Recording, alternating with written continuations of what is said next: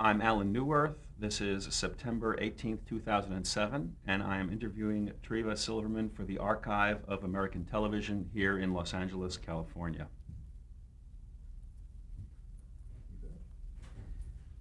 Treva, we're going to take about 15 minutes to get some of your early background. Treva, we're going to take about 15 minutes to get some information about your early years and influences before we actually delve into more specific info about the shows. So my first question for you is, what was your name at birth? And did you have a nickname? My name at birth was Sweetie Pie. No, my name at birth was Treva Silverman, and my nickname was Pinchy. How did you get that nickname? Pinchy was because people would pass by my mother, the story goes, and they go, pew, pew, pew, pew, pew, pew, oh, what a little... So I was called Pinchy. I was also called Ow. No, I was called Pinchy. How long did that nickname stick? About 4 or 5 years. And when were you born, if you'd like to answer that? Where did you grow up? I was born in New York City, and I grew up in Cedarhurst, Long Island, which is one of the it's called the Five Towns in Nassau County. Mm-hmm. Did you grow up there? Yeah, grew up there, went to high school there, and then got out of there. And what was your father's name? Nathan. What did he do?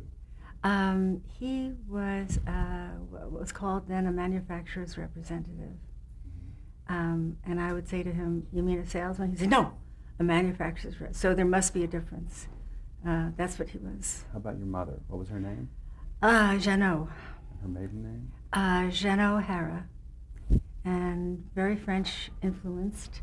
My mother did a lot of things.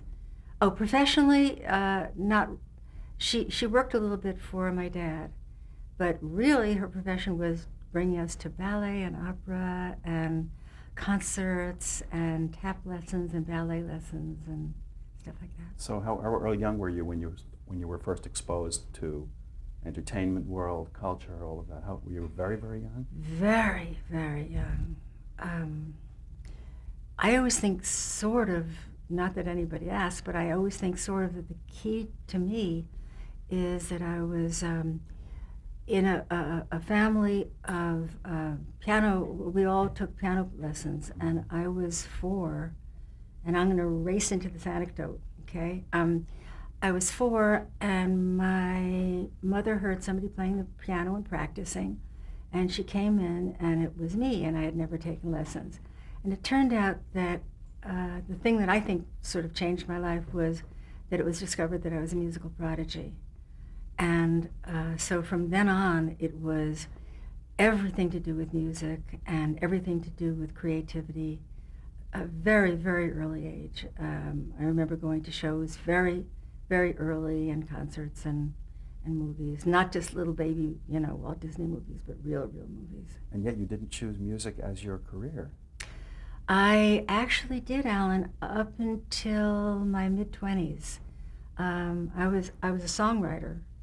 I was in the famous Lehman Engel BMI workshop. I was a songwriter until, we're going to skip? No, we're going to be covering all of that. Oh, okay. So until da-da-da-da comes later. Okay. Okay. Siblings, did you have sisters, brothers? Yes, I... Do you, I should say. I love that word, sibling. Yes, I had 3 siblings of the female nature. Three older sisters who were still very, very, very, very, very close. What are their names? Lila, Corinne, and Valerie. Mm-hmm. But you were the baby.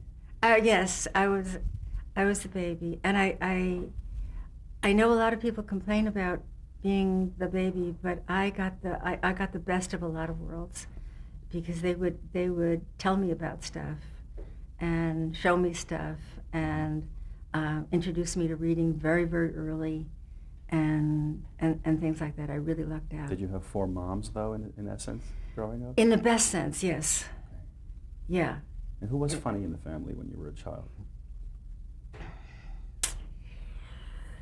Nobody was really funny when I was a child. My 3 sisters have a nice, lovely sense of humor, but I can't really say that that's that wasn't really an influence. Interesting. When I became funny, then I was the funny one. But yeah, they have lovely senses of humor, though. Did that happen early on for you? Were you the cut up at home? Actually, I remember truly, I mean it, the very first time that I was consciously funny. I was 6, and we all had blue eyes and blonde hair, and we were dressed identically. And we would always be introduced, I'm Lila, I'm Corinne, I'm Valerie, I'm Treva. And at that age, for some reason, it just hit this phony, horrible thing. And I remember the exact thing of standing in my aunt's house, being introduced to some guests, and we were with the same thing, we're with the same blue velvet dresses with the Belgian lace. I'm Lila, I'm Corinne, I'm Valerie, and I thought, shit, I just can't do this. And I said, I'm hungry. And I knew it was a joke. I knew. But I knew that I had to pretend that I didn't know. I knew that I had to do it innocently, as if I didn't know it was a joke. Did you get laughs? I got laughs. I got my first laugh. And that was like, wow, that was, gonna do this a lot, you know. Introduce us again. Yeah, I remember very consciously just hating the cliche, hating the obviousness of it. How good a student were you in school? Excellent. Yeah. Yeah, I loved it. Loved it. I loved everything except math and science, but I loved school. I was really good. Were you the funny one in class? Not in the class so much. I was a little too shy to be the funny one in the class. Okay. Early influences. Did you go to the movies? Was it radio for you? Was it literature? What was it that you remember being your earliest? What a great question. I love that question.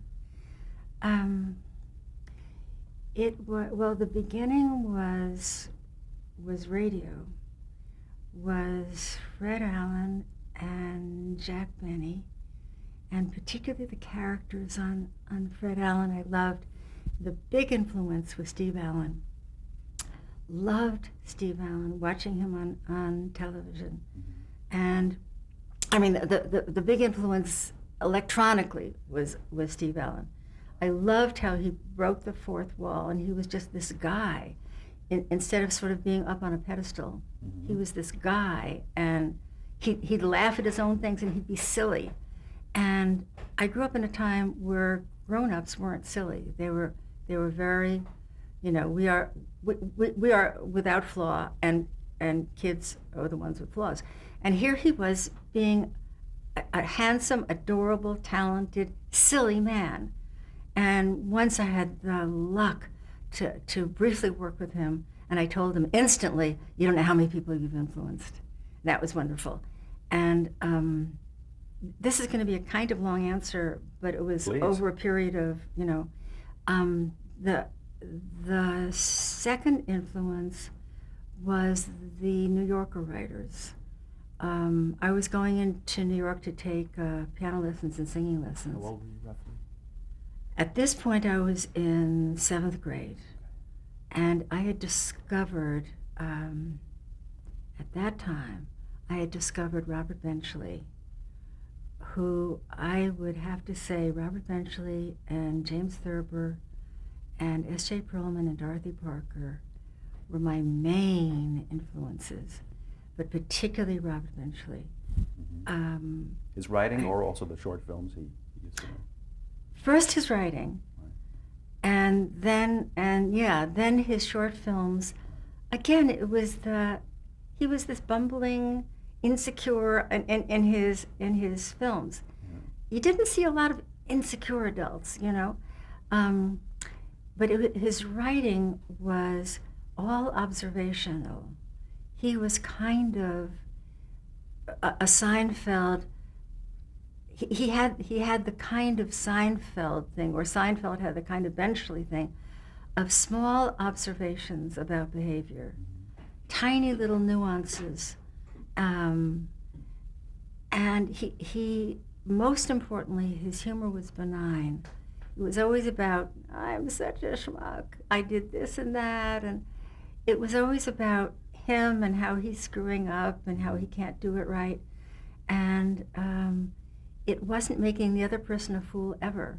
It was pretty much self-effacing, and I loved that. I just loved that. Were you inspired to do any writing even at that stage in your life because of reading these people? Oh yeah, I was writing. Well, I was writing songs from very early on, first grade. I mean, I was always writing songs, and what I thought of then as poetry, but turned out later on to be lyrics. But yeah, and then I remember writing short stories in 7th and 8th grade and in high school. Funny ones or straight ahead stories? Funny, both. Funny ones. Yeah, funny ones. Observational stuff, and straight short stories. And how about the first time you ever saw television? Do you recall that? Yeah. Tell us about that. The first time I saw television, it was the first person in our community to have a television set, Dr. Calvelli. And television then, it was, here's the television, but there's the reflection. And if I'm remembering correctly, the television was upside down or something, and you looked at the reflection. And at the beginning, it was just this it would say NBC or whatever it would say. And I think, what's the big fuss? I don't get it. But then the very first, and it was, miracle. Miracle. Shows did you watch? Oh, at the beginning? Yeah. Movies, and Steve Allen. The other influences that we were talking about were 30s movies. I wanted to talk like those people. I wanted to act like those people. I loved the banter. I loved how smart everybody. I'm talking about mostly. I'm talking about, the Carol Lombard, Cary Grant, that Claudette Colbert. I'm thinking Colbert Report, and yeah, the romantic comedies where they were smart, and I loved that. That So was you like the witty banter? Yeah, I like the witty banter. Yeah, I like witty banter. Cool. Doesn't everybody? Yeah. And just to briefly fill us in on your education, what high school did you go to? What college did you attend? I went to Lawrence High School, and then I went to Bennington College, and then I transferred to University of Chicago because I saw an opportunity there to write musicals. They had a musical group, musical organization, and then I finished up at Bennington. Okay. First job out of college? Wow. Well, first job was, oh my God, you're making me remember these things. First job was, Bennington has a thing called a winter work period. And I would notice that when I would get back from the winter work period, I'd be exhausted and I couldn't do any writing on my own. So right when I got out of college, I decided I want to do something that I can write my song. I was writing songs. I could write my songs. So I took a job as a singing pianist because I've always been able to, I play by ear and I love show songs and stuff like that. So, Where was this? well, I saw an ad in the paper that they were looking for somebody in Fort Pierce, Florida, and they would pay a certain amount, which was more than you could make as just coming out of college. And so I wrote them and told them that I was in my college band, which was totally made up. Bennington is a progressive school. They would never in a million years have a college band. And sent a picture and sent a tape. And I was hired, and they sent me they sent me a first-class ticket to come to Fort Pierce, and it was wonderful. I worked at the restaurant from like 9 to 1, and then the rest of the day I would write new music. And by the time I finished, there was stacks and stacks and stacks of stuff that I had written. I thought, hey, this is pretty good. So Did you then, find yourself doing comedy or stand-up at all at that point? no. At this point, I was pretty shy to do any of those. No, I wasn't. That wasn't my. That didn't happen really till later, a little bit. And how did you meet Joan Rivers? I was going out and writing with a songwriter, composer named John Mayer, and a mutual friend of ours, Miles Kruger, said, "Oh, I know this very funny woman. She's looking for a partner." So she and Johnny teamed up. I became their director, and we would go to all these hideous places where everybody would hate these young kids. What are they doing? We would go to the Catskills, and I'd be sitting there. I'm the director, and take a pause after, and do all my directorial things at the tender age of like nothing, knowing nothing about any of this, and I'd give the notes. And then Joan and I became friends, really for life. But you weren't doing any writing for her yet, or with her. I never wrote for Joan. I wrote with Joan. We wrote a play together that we both still adore, and if it was adored by producers and directors, we would be very happy. We wrote a play together, and we wrote some pilots together, for which I guess it was the first pilot I wrote for NBC. They asked Joan, and I was not yet in the television world at all. They asked Joan, she chose me, and we wrote together. So Joan, in essence, may have pulled you into the TV biz, really? No. Did not? No. Okay. Nope, that's not how it actually happened. Okay. But I was sure happy to be, doing that Okay. at that point. How did you meet James L. Brooks? So many things started with my songs and singing and stuff. Johnny, that I just talked about, Johnny Meyer, we were at this big piano club thing, way over on 9th Street in the theater district. And they had a great big grand piano, and they had a guy who would do show songs. And then he would say, if anybody feels like playing the piano, so Johnny and I would make a dash for the piano. So I was playing piano, Johnny was singing, and then everybody was gathering around singing. And in the gathering was James L. Brooks, who was then a something or other. What do they call them? It's not an usher at NBC. It's a page? Yeah, a page. He was a page. And what did we want to be when we grew up? Well, I wanted to be, and he wanted to be. And so our friendship started that way. What did you want to be when you grew up at that point? At that exact point, what I wanted to be when I grew up was writing musicals, writing the book to musicals, and maybe the songs for musicals. Musicals is my love of everything. That's the most love. Outside my cat, who might be listening, that's my most love. We're going to talk a little bit about your musical experience later. Okay. Now I'd like to know what your first job in television was and how you ended up doing it. Oh, that's so nice. That was such a nice thing. I had been selected to write all the sketches at this very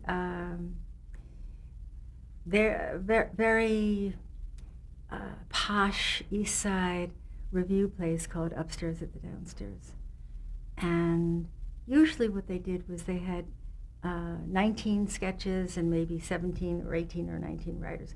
This particular time, I was chosen to write all the sketches, which was very scary and a great opportunity. And so my sketches got a lot of attention.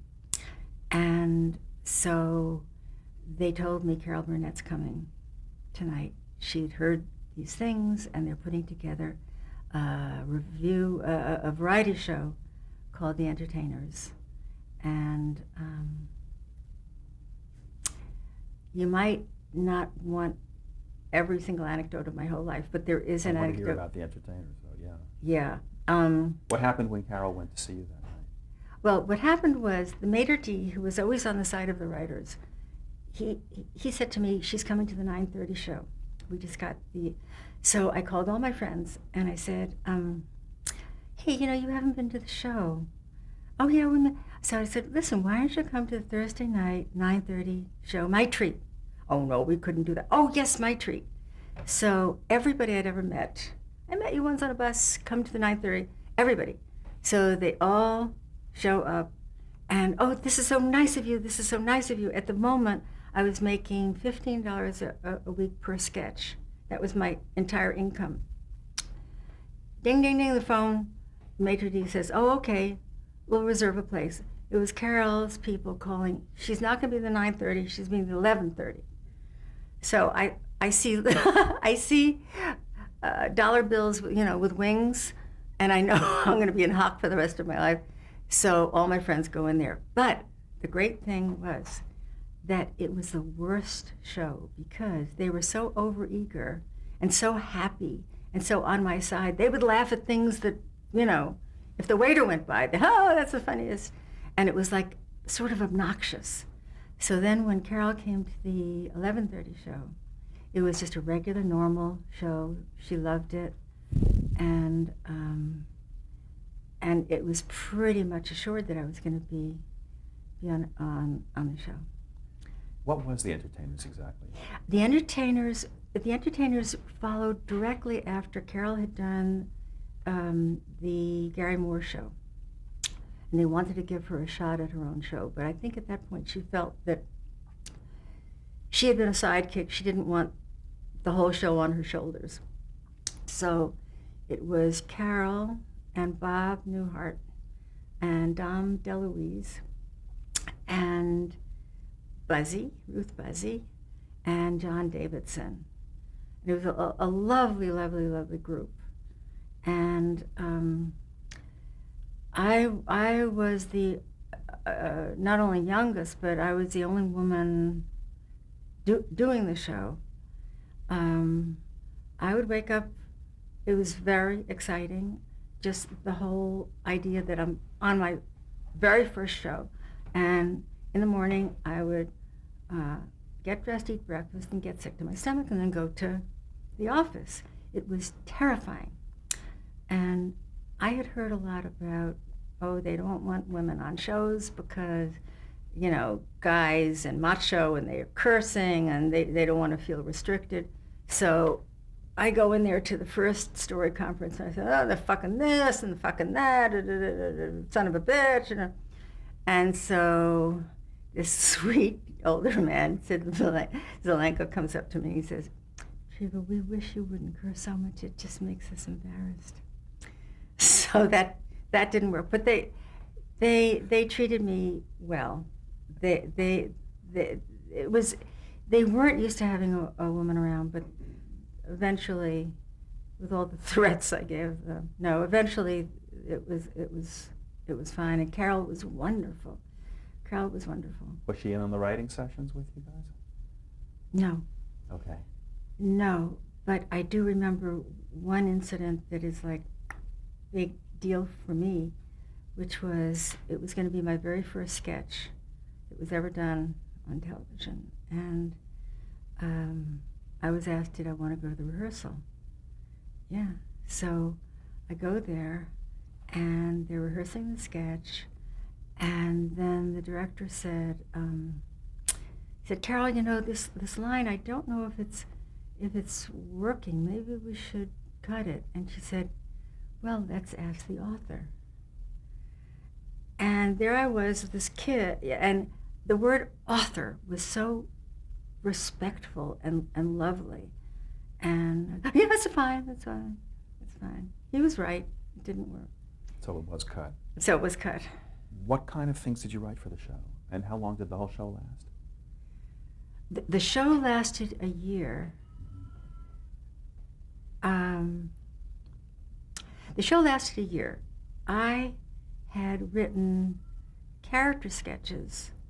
When I had done Upstairs and Downstairs, I had written character sketches rather than set up, payoff, boom. And so I did a lot of character sketches. I did a lot of Dom DeLuise. He was doing his incredible magician thing, which I adored writing. With Shagundala. With Shagundala. Who was played by Ruth Brazzi. And I wrote for, Jack Burns was on the show, and I wrote for Jack and Dom, and it was heavenly. It was just wonderful. The first time, the very first show was on, and I was living in an apartment, and I started to watch it just when it started to go on, and I thought, I must be dreaming. This can't be. So I go out the door from my apartment, and I go down the hall, and I hear somebody else listening to it. And it's real. You know, there's other human beings besides. It's not a hallucination.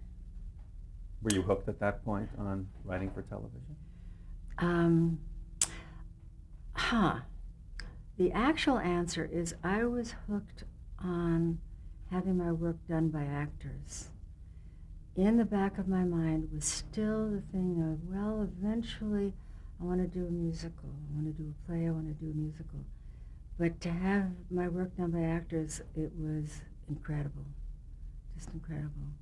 After spending so much time trying to get my work done in little reviews, off-Broadway reviews and everything, and being one of 20. So yeah, this was great. Did your family watch that? Yes. Yes, my mother watched. They watched it. My father said, "Your things were very professional." He said that's the highest he would go. "Your things are very professional." And my mother said, "I think you people are overpaid." This is only known now to this filming that we're doing and a therapist that I know, but they didn't really know how to. They didn't know how to deal with it, really.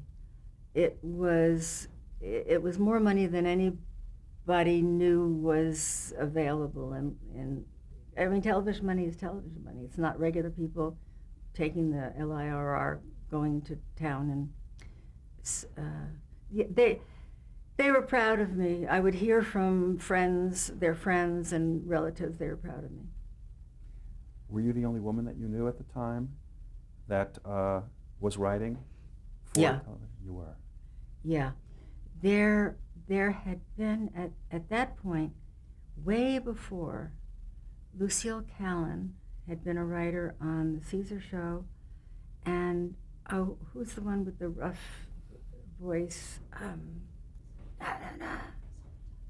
Selma Diamond, yes. Selma Diamond, that's right.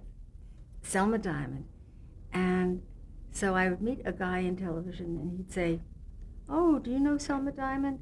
Well, we were like X amount of years apart, but it was, there were just very, very few working in variety then. Very few. We're going to take a brief pause now to change tape.